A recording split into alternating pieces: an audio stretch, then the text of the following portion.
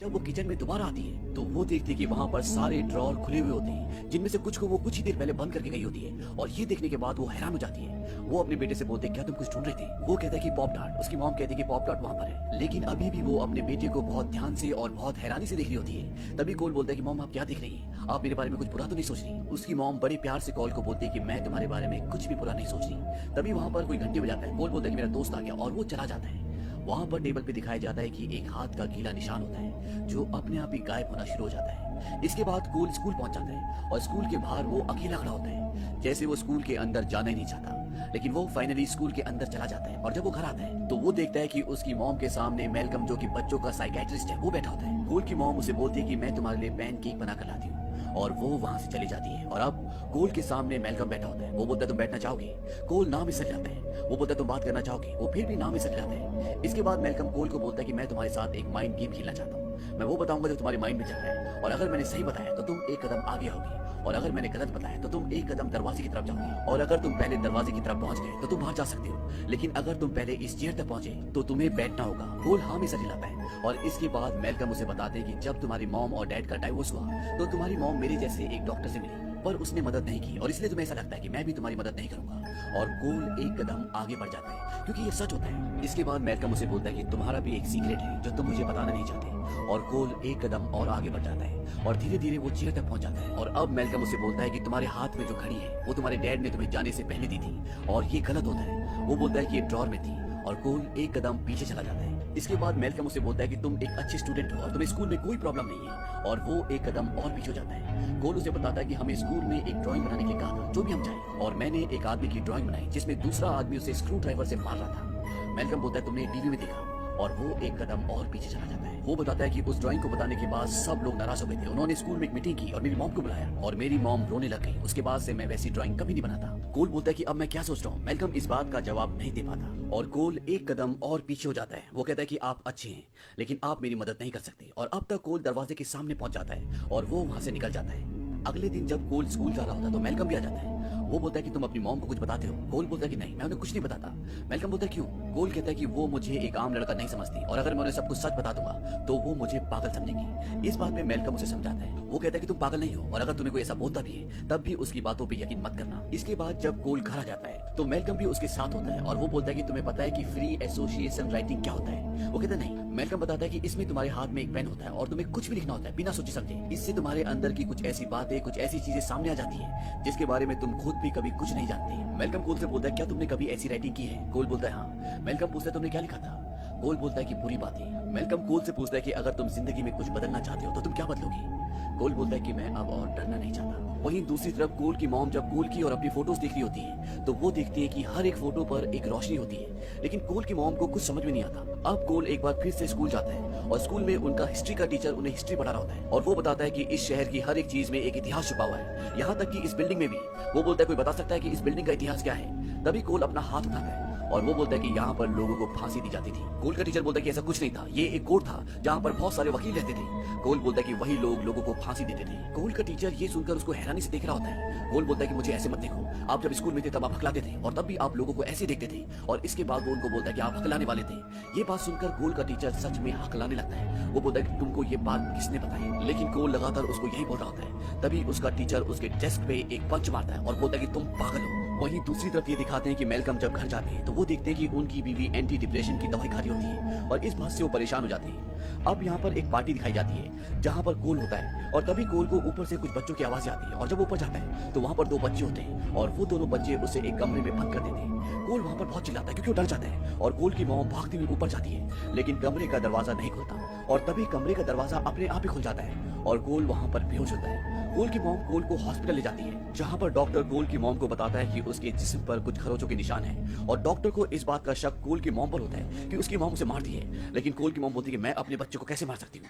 वहीं दूसरी तरफ दिखाया जाता है कि कोल बेड पे लेटा होता है और उसके सामने मेलकम आते हैं। मेलकम अपनी बीवी की वजह से परेशान है, और कोल इस बात को समझ जाता है। कोल मेलकम को बताता है कि मैं अपना सीक्रेट आपको बताना चाहता हूँ। मेलकम हाँ में सर हिलाता है। कोल उसे बोलता है कि मुझे मरे हुए लोग दिखते हैं हर जगह। मेलकम पूछता है कि तुम्हें मरे हुए लोग सपनों में दिखते हैं? कोल बोलता है कि नहीं, वो मुझे हर जगह दिखते हैं, चलते फिरते हुए दूसरे लोगों की तरह, लेकिन उन्हें नहीं पता कि वो मर चुके हैं। वो वही देखते हैं जो देखना चाहते हैं, और वो मुझे हर वक्त हर जगह दिखते हैं। कोल मेलकम से बोलता है कि आप ये सीक्रेट किसी को बताएंगे नहीं ना? मेलकम बोलता है कि नहीं, मैं वादा करता हूँ। कोल बोलता है कि मेरे सोने तक आप कहीं जाना मत, और इसके बाद कोल सो जाता है। मैल्कम को लगता है कि कोल बीमार है, उसे विजुअल हेलुसिनेशन होते हैं और उसे मेडिकेशन की हॉस्पिटल की जरूरत है। इसके बाद कोल की मॉम कोल को घर ले आती है। वो सो रहा होता है और कोल की मॉम देखती है कि उसके शरीर पर खरोचों के निशान होते हैं। उसे लगता है कि ये सब उसके दोस्तों ने किया है और वो उसके दोस्तों के घर पर फोन करती है और उनके पेरेंट्स को बोलती है, मैं आपके बेटे के बारे में बात करना चाहती हूँ। उसे कहना कि अपने दोस्तों के साथ मिलकर कोल को परेशान करना बंद करे। अब रात को कोल की आंखें खुलती है और उसे अब टॉयलेट जाना है। वो बहुत डरते हुए टॉयलेट तक पहुंचता है और जब वो टॉयलेट कर रहा होता है तो उसे लगता है कि उसके पीछे से कोई निकला है। और जब कोल किचन में जाता है तो वहां पर एक औरत काम कर रही होती है और वो कोल को देखकर चिल्लाती है। वो कहती है, you can not hurt me anymore, you are a terrible husband. और कोल वहां से भाग जाता है और भाग के सीधा अपने टेंट के अंदर आ जाता है, जहां पर उसने बहुत सारी पवित्र छोटी छोटी मूर्तियां रखी होती है। कोल बहुत बुरी तरह डर चुका है। वहीं दूसरी तरफ ये दिखाया जाता है कि मैल्कम की वाइफ का किसी के साथ अफेयर चल रहा है और मैल्कम उन दोनों को एक साथ देख लेता है। इस बात से मैल्कम बहुत परेशान हो जाता है और जब वो कोल के पास जाता है, कोल उससे पूछता है कि आप क्या चाहते हैं। मैल्कम बोलता है कि मैं अपनी बीवी से उसी तरह से बात करना चाहता हूँ जैसे मैं पहले करता था,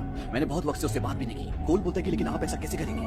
मैल्कम बोलता है कि मैं अब से तुम्हारा डॉक्टर नहीं हूँ, मैं अपनी फैमिली की तरफ ध्यान देना चाहता हूँ। कोल बोलता है कि प्लीज आप मुझे मत छोड़िए, सिर्फ आप ही मेरी मदद कर सकते हैं। कोल बोलता है कि आपको मेरे सीक्रेट पे यकीन है ना, जो मैंने आपको बताया था।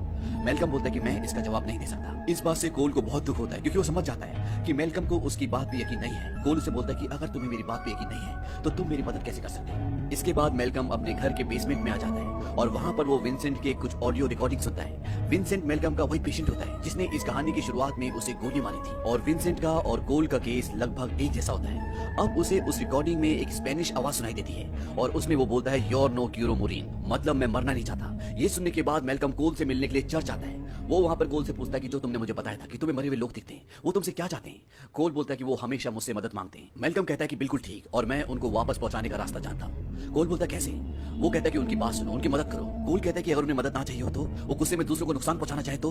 और इसके बाद मैल्कम वहां से चला जाता है और वो अपने घर आता है और वो देखता है कि वही लड़का जो बार बार उसकी बीवी से मिलने आता है वो उसके घर से निकल रहा होता है। इस बात से मैल्कम को दुख होता है। वहीं दूसरी तरफ ये दिखाया जाता है कि कोल अपने टेंट में सो रहा होता है। तभी उसको अपनी मॉम की आवाज आती है और वो भागता हुआ अपनी मॉम के कमरे में जाता है और वो देखता है कि उसकी मॉम सपने में कुछ न कुछ बोल रही होती है क्योंकि वो अपने बेटे के लिए परेशान है, उसकी मदद करना चाहती है। कोल अपनी सोई हुई मॉम का सर सहलाता है और बोलता है कि मॉम प्लीज सो जाओ। इसके बाद उसकी मॉम शांत हो जाती है और वो वापस अपने टेंट के पास आ जाता है। तभी उसके मुंह से भाप निकलना शुरू हो जाती है, यानी कि वहां का वातावरण ठंडा हो जाता है और जब भी मरे हुए लोग आसपास होते हैं तो वहां पर ठंड पड़ना शुरू हो जाती है। इस बात से कोल डर जाता है और वो जल्दी से अपने टेंट के अंदर चला जाता है और तभी वो देखता है कि उसके सामने एक लड़की बैठी होती है। कोल इस बात से डर जाता है और वहां से भागता है, लेकिन कुछ ही पलों के बाद वो वापस आता है और वो उससे पूछता है, क्या तुम मुझे कुछ बताना चाहती हो। और इसके बाद ये दिखाया जाता है कि अगली सुबह कोल और मैल्कम उसी लड़की के घर जाते हैं और वहां पर उसकी शोक सभा में बहुत सारे लोग होते हैं। कोल और मैल्कम ऊपर उसके कमरे की तरफ जाते हैं और कमरे के अंदर जाने से पहले कोल मैल्कम को बोलता है कि आप घर मत जाइएगा।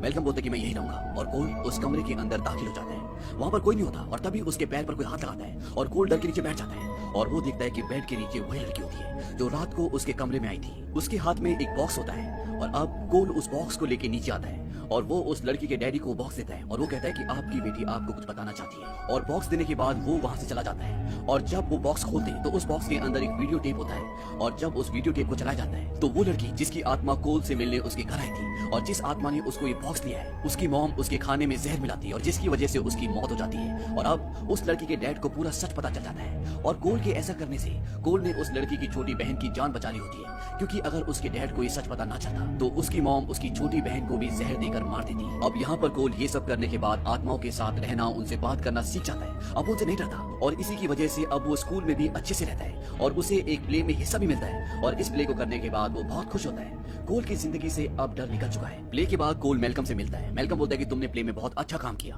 कोल बहुत खुश है। कोल उसे बोलता है कि मैं जानता हूँ कि तुम अपनी पत्नी से कैसे बात कर सकती हो, जब वो सो रही होंगी तब आप उनसे बात कर लेना और उन्हें पता भी नहीं चलेगा। मैल्कम बोलता है ठीक है, हम कल मिलेंगे और मैल्कम वहां से चला जाता है। इसके बाद कोल अपनी मॉम के साथ गाड़ी में जा रहा होता है और रास्ते में बहुत ट्रैफिक होता है क्योंकि वहां पर एक एक्सीडेंट हुआ होता है और कोल अपनी मॉम को बताता है कि मैं अपना सीक्रेट आपके साथ शेयर करना चाहता हूँ। उसकी मॉम बोलती है कि तुम्हारा सीक्रेट क्या है। वो बताता है कि मैं मरे हुए लोगों को देख सकता हूँ और यहाँ पर एक औरत का एक्सीडेंट हुआ है जिसके सर पे चोट लगी है। कोल की मॉम बोलती है क्या तुम उसे देख सकते हो और वो भी इधर उधर देखना शुरू कर देती है और वो बोलती है कि वो कहाँ है। कोल बोलता है कि मेरी खिड़की के पास। दरअसल वो एक आत्मा होती है और कोल उसे देख पा रहा होता है लेकिन कोल की मॉम उसे नहीं देख पा रही होती। कोल अपनी मॉम से पूछता है क्या आप मुझे पागल समझती है। कोल की मॉम बोलती है कि मैं ऐसा सोच भी नहीं सकती। कोल बताता है कि जो मुझे खरोंच से चोटें लगती थी वो वही घोस्ट थे जो मुझे दिखते थे, वो मुझे परेशान करते थे। लेकिन अभी भी कोल की मॉम को उस पर पूरी तरह से विश्वास नहीं होता और इसके बाद कोल अपनी मॉम को एक ऐसी बात बताता है जो सिर्फ उसकी मॉम को पता होती है। कोल अपनी मॉम से बोलता है कि जो पेंडेंट आपको ड्रॉर में मिला था, जो आपकी अलमारी से किसी ने निकाल लिया था, वो मैंने नहीं निकाला था बल्कि वो ग्रैंड मदर ने निकाला था, क्योंकि वो पेंडेंट उन्हें बहुत पसंद था और इस बात के लिए ग्रैंड मदर ने आपको सॉरी कहा है। कोल की मॉम बोलती है कि वो मर चुकी है, ऐसा नहीं हो सकता। इसके बाद कोल अपनी मॉम को उनके और अपनी ग्रैंड मदर के बीच में बचपन की कुछ ऐसी बातें बताता है जो सिर्फ कोल की मॉम को और उसकी ग्रैंड मदर को ही पता थी। और वो ये भी बोलता है कि जहाँ पर ग्रैंड मदर को दफन किया था वहां पर आप गई थी और आपने उनसे एक सवाल पूछा था और इसका जवाब है हर रोज। वो अपनी मॉम से पूछता है कि आपने क्या सवाल किया था। उसकी मॉम बोलती है कि मैंने पूछा था कि क्या आप मुझे प्यार करेंगी। और इसके बाद कोल की मॉम को कोल पे विश्वास हो जाता है कि वो सच बोल रहे हैं और वो दोनों एक दूसरे के गले लगकर बहुत रोते हैं। वहीं दूसरी तरफ मेलकम अपने घर जाता है। उसकी बीवी सोई हुई होती है और वो सोए सोए में बोलती है आई मिस यू। मेलकम बोलता है आई मिस यू टू। उसकी बीवी बोलती है कि तुम मुझे छोड़कर क्यों चले गए। मेलकम बोलता है कि मैंने तुम्हें कभी नहीं छोड़ा। और तभी मेलकम के सामने एक रिंग लुढ़कती हुई आती है और ये रिंग मेलकम की रिंग होती है जो उसकी शादी की रिंग होती है। और वो अपने हाथ में देखता है कि उसके हाथ में रिंग नहीं होती लेकिन उसकी बीवी के हाथ में रिंग होती है। और तभी उसको कोल की एक बात याद आती है और वो बात होती है कि मुझे मरे हुए लोग दिखते हैं लेकिन उन लोगों को ये नहीं पता होता कि वो मर चुके हैं। और इसके बाद मेलकम को एक एक करके वो सारी घटनाएं, वो सब चीजें याद आना शुरू हो जाती है जो उसने पिछले कुछ दिनों में एक्सपीरियंस की होती है। और उसे वो दिन भी याद आता है जब विंसेंट ने उसे गोली मारी थी। दरअसल मेलकम जिंदा होता ही नहीं, वो एक आत्मा होती है और उसे इस बात का भी एहसास होता है कि इसीलिए उसकी बीवी डिप्रेशन की गोलियां खा रही थी, इसीलिए वो किसी और के साथ रिलेशनशिप में चली गई होती है, क्योंकि मेलकम जिंदा होते नहीं है। मेलकम एक बार फिर अपनी बीवी के पास बैठता है। वो बोलता है कि मुझे यहाँ पर कुछ काम था, मुझे किसी की मदद करनी थी और मैंने मदद की और मैं तुमसे भी कुछ कहना चाहता था। वो अपनी बीवी को आई लव यू कहता है और कहता है अब मुझे जाना होगा, तुम सो जाओ, कल सुबह सब कुछ बदल जाएगा। और मेलकम को अपनी शादी का लम्हा याद आता है। और इसी के साथ ये फिल्म, ये कहानी